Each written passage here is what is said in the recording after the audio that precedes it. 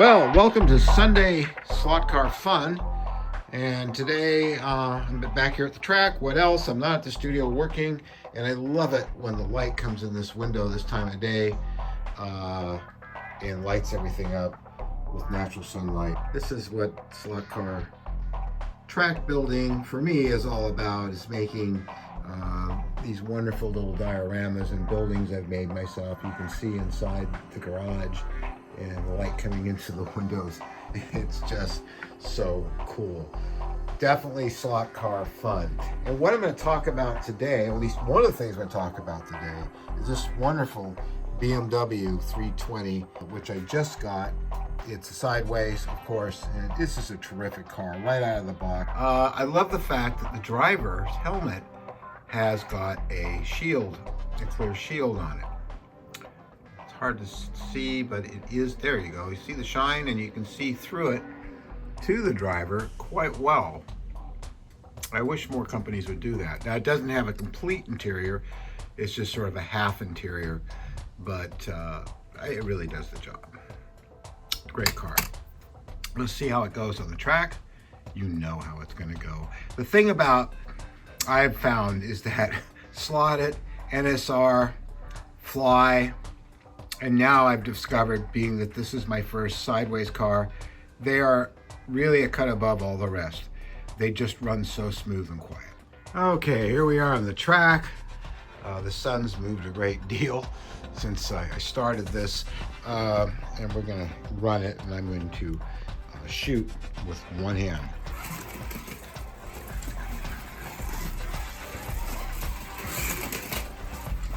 It really stays on the track well. I've yet to disrail this car off the track. Disrail it. It's not a train, Steve.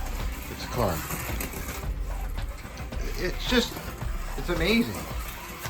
And I cannot wait to run this car with the Far Out Slot Car group, because this is a real race winner, this car. Please focus. There you go.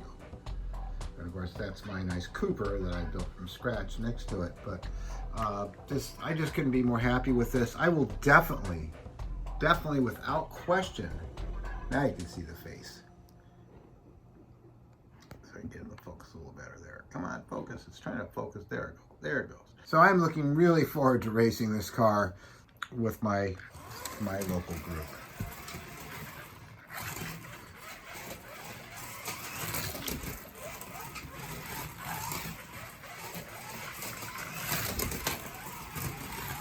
It is fast. If I go a little slower so you can appreciate just looking at this beautiful car. Always wanted a 2002. Never did buy one. At this late stage in my life, I'm working on just buying a 68 Mark II Spitfire, because that was a car I really enjoyed having when I was a kid. So as I was saying, I'm looking at Spitfires. I've been finding them for all different kinds of price ranges, and I started looking at 2002s as well, but something about that British ragtop that just, well, maybe later, after I get the Spitfire, a few years down the road, I might get a 2002.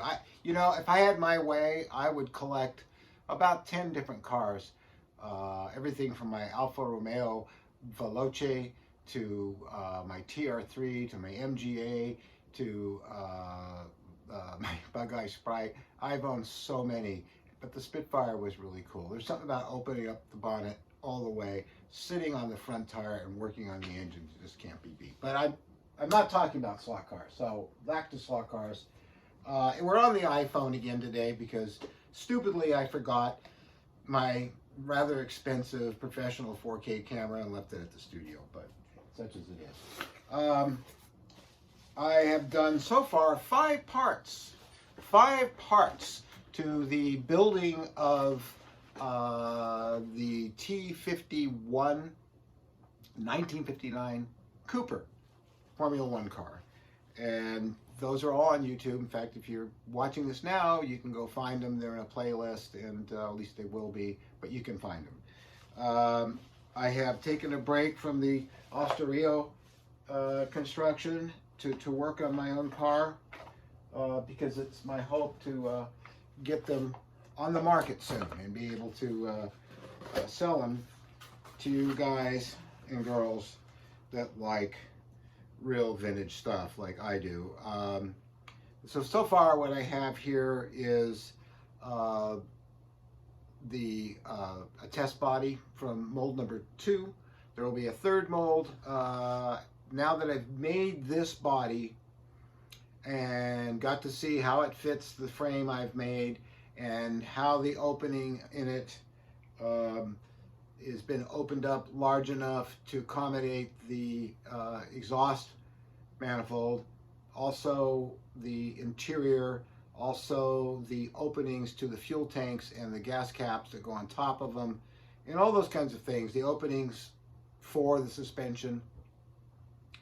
Then I'll cast a second body, third body, and retool that with all these things I've learned, so that when you actually get the car body, it will have been cored, which means that all the openings will just have a tissue thin sort of bit of resin that you can just carve out with a file, and your openings are already done for you. You don't have to do it. So this is not going to be a slosh cast. This is going to be cored. And there will also be a 3D printed frame for it down the road. So as I was talking about this, you probably saw the pictures more close up of the car. I recently just got all the parts that I need, pretty much, crown gear and everything else from Electric Dreams, which is my local business and friends that I race with down in El Segundo, about an hour from here. They've been terrific in helping me locate and sell me the parts I needed to complete this car, and the ones that they couldn't get to me, like the very specialized rims, tires, and wheels, tires, and inserts. They referred me to John Warren in New Zealand. And I realized that John Warren was somebody I already met back about, 12 years ago or more, and he sent me this wonderful resin cast body, which I turned into my Bug-Eye Sprite, very similar to the one I had. I built a frame for it. That's the body, which is a slush cast resin body with one of Mark Tyler's immense miniatures drivers in it. And that car went together very well. I mean, a fine car. In addition to that car and a 57 Corvette, he sent me a couple of these, and I'm still working on it, but this is, an XK120 Jag. And you'll notice the chrome on the grill and everything. That's one of those chrome pens. I still need a steering wheel for it and a few other things, and I need to get the correct wire wheels for it, which I'll be ordering very soon, as if I haven't bought enough things already this year. So John Warren is fantastic to deal with, and as you can see right now, the pictures that are being shown here, you can see the very accurate looking Mini Lite mag wheels. He laid for me personally the rims, the wheels.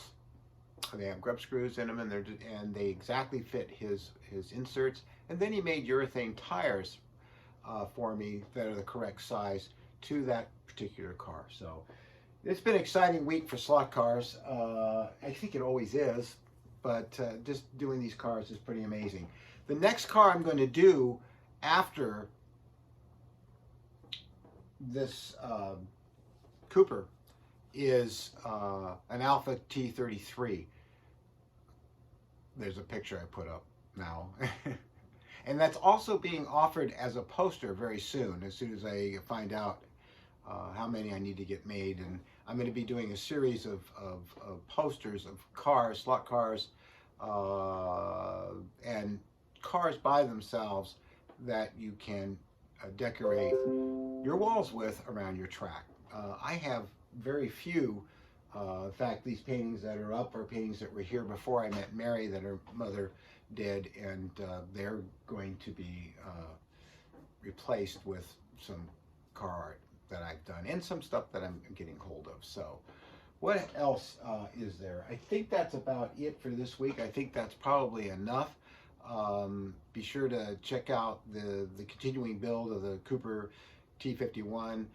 And yes, I am. Many of you have written to me and said, when can I get a T73? I'm going to retool that mold too and make more accurate parts for it, the mirrors, the steering wheel, and all that stuff. So all that's coming in the future, and I'm working on this stuff practically daily.